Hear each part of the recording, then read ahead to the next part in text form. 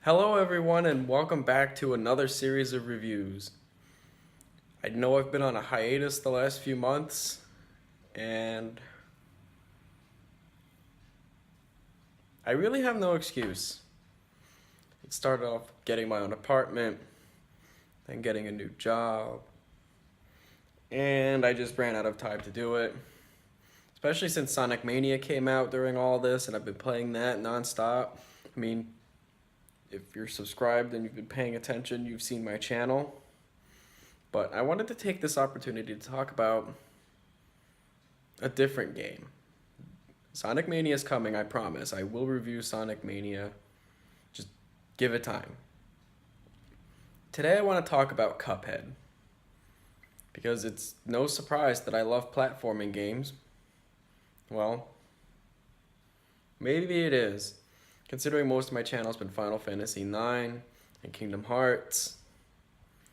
It might be a surprise that I love platforming, but regardless, I love platformers just as much as I love RPGs.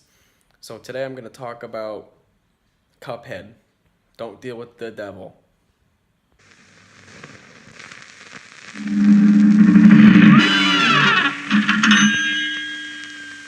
Well, Cuphead and his pal Bugman, they like to roll the dice. By chance they came on Devil's Game, and gosh, they paid the price.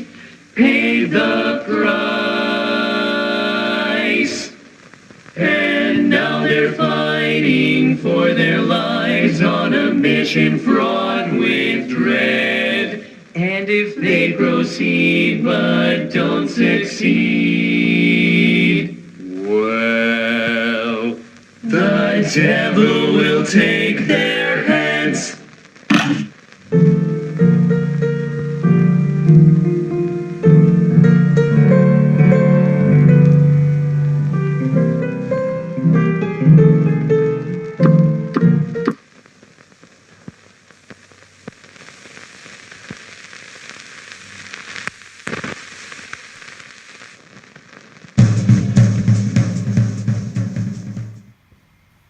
As we all know, Cuphead has been a long time coming because each and every aspect of the game was hand-drawn to look like a cartoon from the 1930s.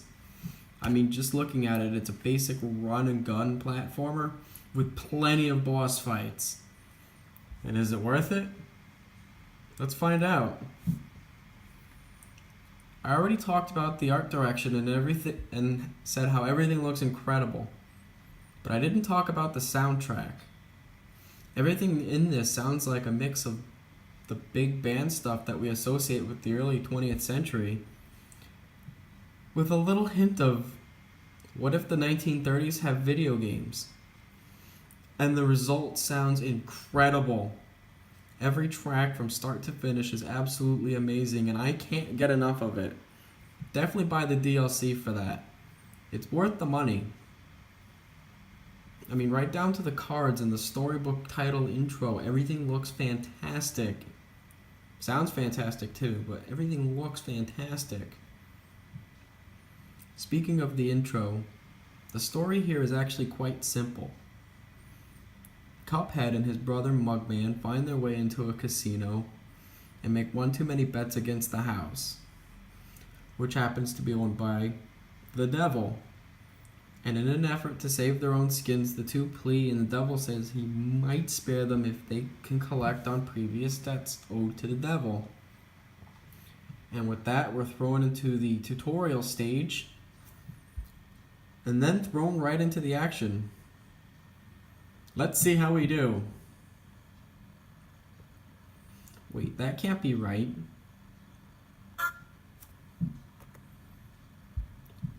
Shit, it is right. Okay, this game is ridiculously hard. I mean, it's short. You can beat it in a day. And I did start a Let's Play of it, but I haven't been able to finish, and the difficulty is why. When I do a Let's Play, I want to make sure that I'm proficient enough at a game to be able to convey a sense of, well, proficiency at it. And this game is honestly very difficult, and mastering it is gonna take a while for me because I don't have a lot of time to play games. While the game does try to temper the boss fights to make them easier, you still can't progress until you do the normal difficulty. And easy mode isn't much better, so stick with easy mode to learn how the fight works and then go into normal mode. I mean, I know it's a short game with, I think, 3 hub worlds off the top of my head, but it isn't so hard that I want to put the game down and never go back to it. Much like the games of the 1990s when I was a kid, it's challenging enough to keep the player coming back for more. Unlike the 1990s, I don't have 20 plus years of experience with this kind of game to fall back on. So my playthrough for this review definitely took a lot longer than the subsequent playthrough. And this game is mostly about learning the pattern and mastering it, because everything in this game has a pattern. It's just a matter of exercising a little patience and not trying to blast through this thing like it's Sonic the Hedgehog. You need to take your time a little bit. Anyway, the controls are simple and they certainly fit what you need to do. Cuphead, as well as the enemies, look beautiful moving around on the screen. Looks beautiful. Even the backgrounds and levels themselves look pretty authentic to a 1930s era cartoon. My only real complaint, again, is the difficulty. But that can be overcome, so I'm not going to knock it for that. Anyway, this is where I should put the spoiler warning. I mean, I know everybody and their mother on the internet is talking about it, but here it is since I'm covering the end of the game. The end of the game actually has 2 scenarios.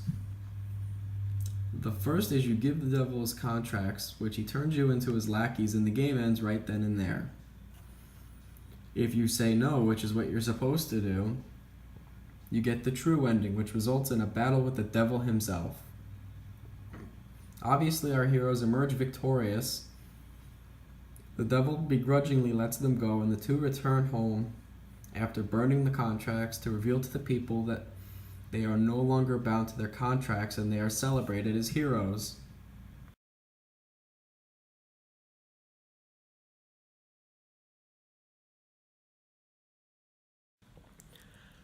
I would definitely recommend this game to anybody that's a fan of platformers, indie games, or is in the mood for something different like I was.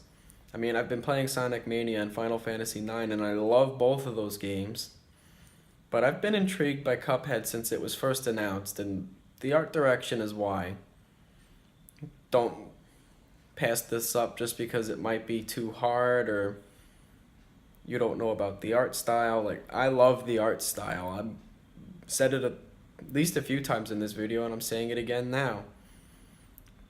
Buy Cuphead. It's for Xbox One and PC. I'm fortunate enough to be playing it on the PC version. And it's well worth the $20. So if you're into a good challenge, definitely get it.